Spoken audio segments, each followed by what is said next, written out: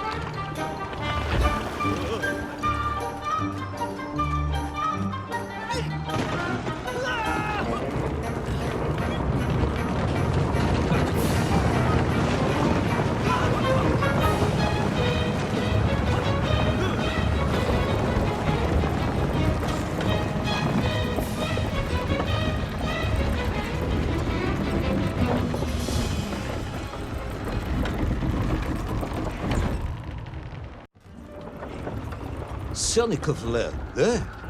Of course, Sannikav himself reported nothing more than a bluish fog on the horizon. Your island may be nothing more than the product of overactive imaginations. General, consider this. Imagine taking a simple peasant, a pig shepherd, for example, and telling him one day humans would fly around the earth beyond the sky. He would say you were stark raving mad, Saldaphone, a ridiculous Kazyol Baradati, a buffoon stuffed into a military uniform, a pridurak, a chuchela tuparile. This peasant of yours had better watch his mouth if he doesn't want to spend his holidays in Sovietsky. Perhaps you should return to your story.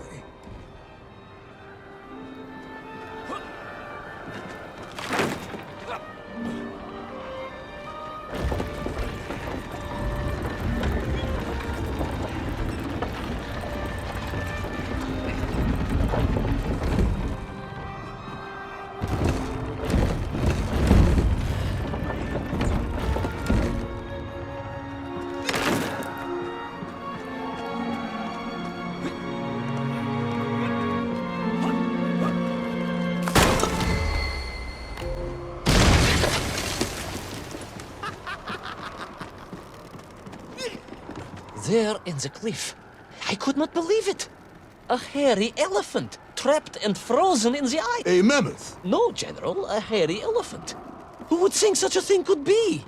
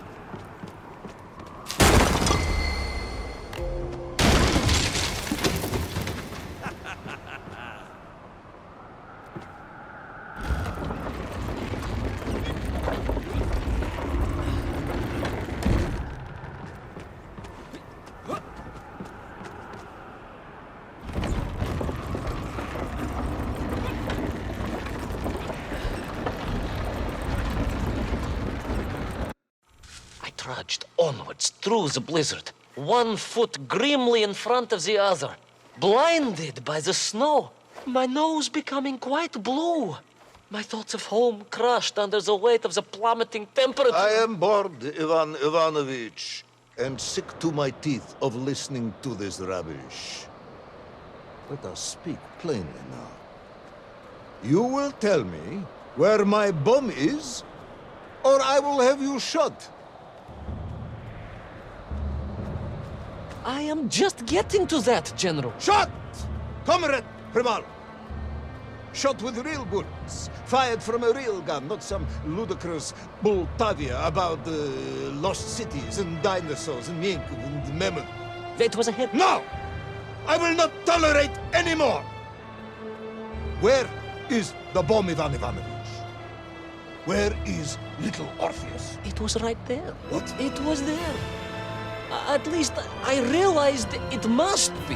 Where? There? On Sannikav Land? Yes, General.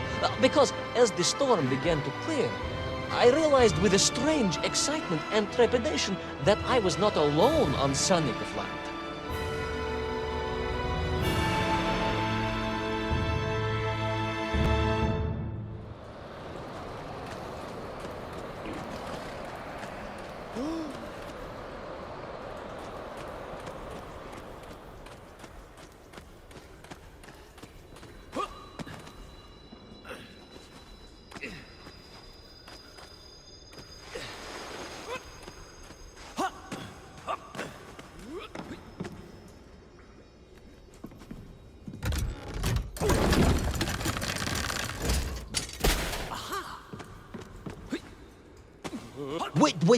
Wait.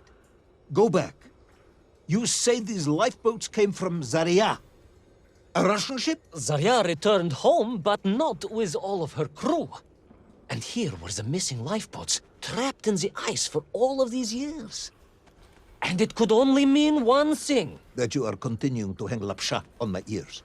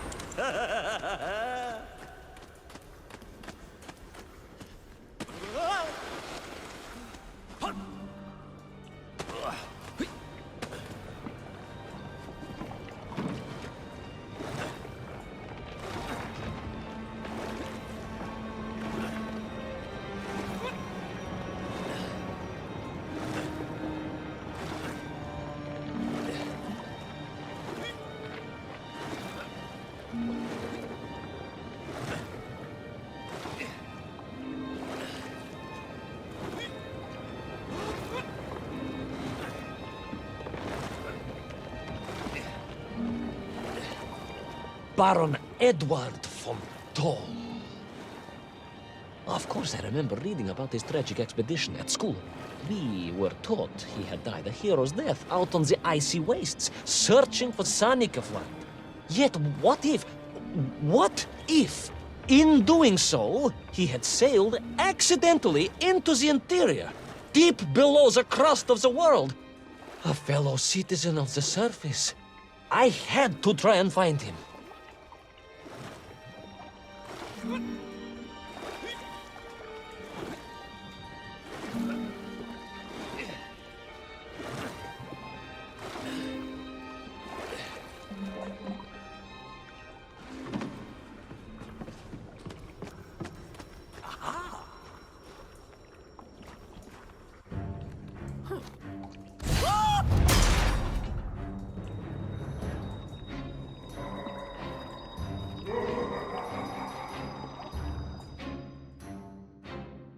A dead explorer stole my... Not dead, General, but quite insane.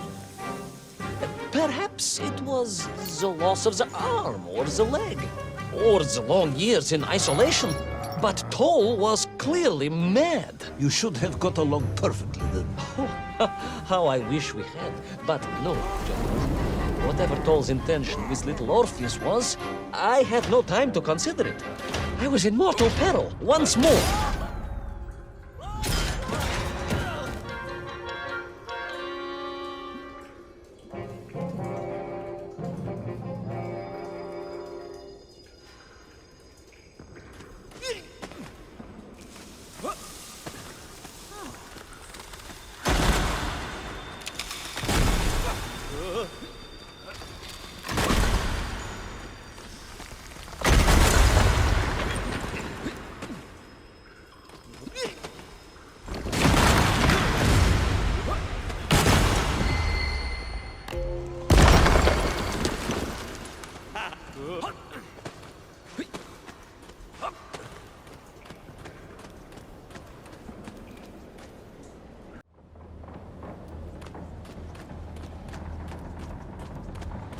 So, you believe that Tol had somehow enslaved the Mienkiv and bent them to his will? I do, General. It was obvious. Why else would they serve him? And how else could they be so different from their freed comrades? These odd helmets they wore, it was the science of our times. No doubt about it. Although fused with some strange crystal technology I could not recognize. To be honest with you, it didn't seem appropriate to stop and ask them.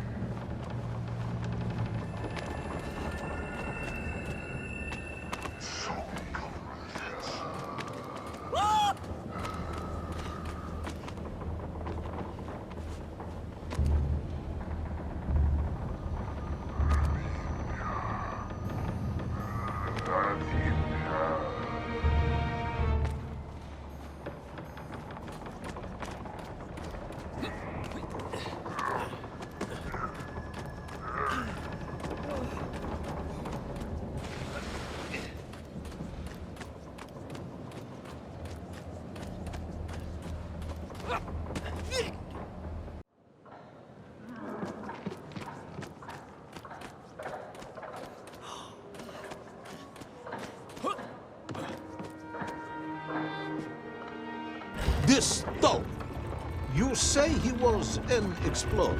Yes, General, he was. He vanished some 60 years ago. I remember the story well. And you say he stole little Orpheus? To get home, General. To get home. I think he must have thought he could use the atomic bomb to blast his way back to the surface.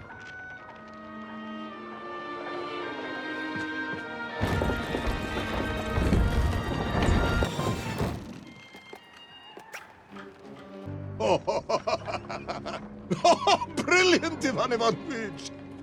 And you expect me to believe that 100-year-old madman not only survived below the Earth's crust, but enslaved these Mienkiv, explored the lost worlds, and discovered the secrets of atomic power, all by himself? A Tsarist general!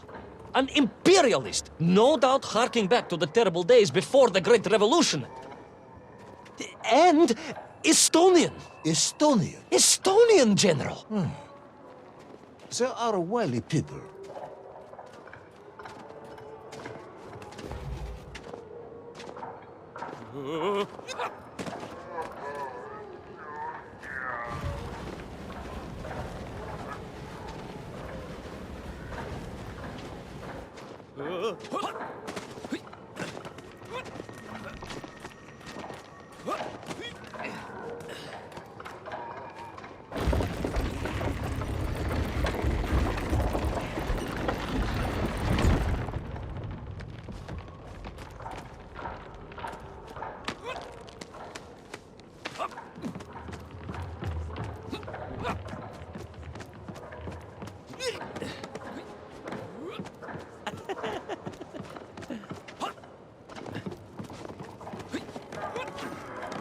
The slave mines stretched away into the distance, and I sometimes wondered if I would ever find my way out. But I never gave up, Of course you didn't. You are a hero, Ivan Ivanovich. No, General, no, I am no hero. I am a simple toy maker's son from Tomsk. Omsk. General? Omsk. You said Tomsk. I said Omsk. You said Tomsk. General, I think I am well aware of the city of my birth. Perhaps all the moving around as a child confused you.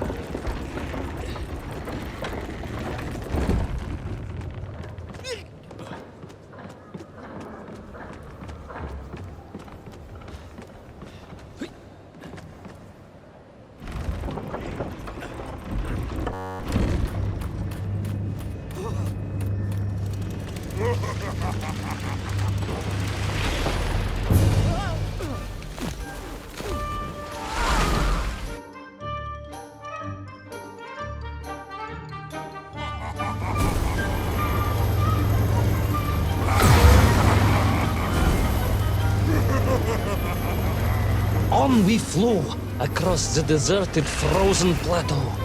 I was single-handed in my pursuit, dogged in my determination.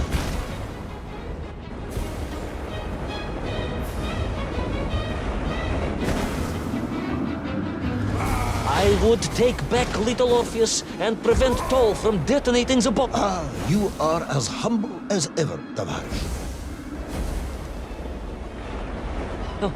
Well, General, you are a great military leader, a great strategist, whereas I am simply the humble son of a toy maker, and driven by patriotic fever, with no regard for my own safety.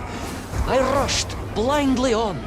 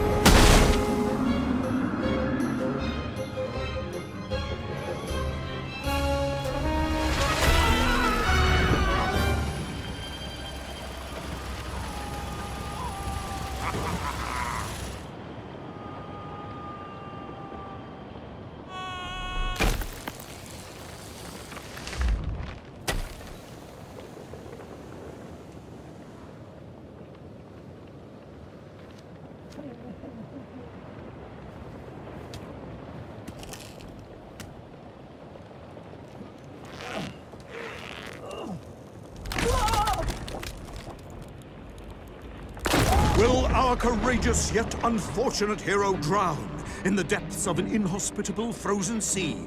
Will he thaw out in time to prevent Toll from detonating the bomb? Will the general holiday in Omsk next year? Or Tomsk? Or perhaps both? What exactly is the difference between a mammoth and a hairy elephant? All of these questions and more should almost certainly be answered in the next exciting episode of Little Orpheus!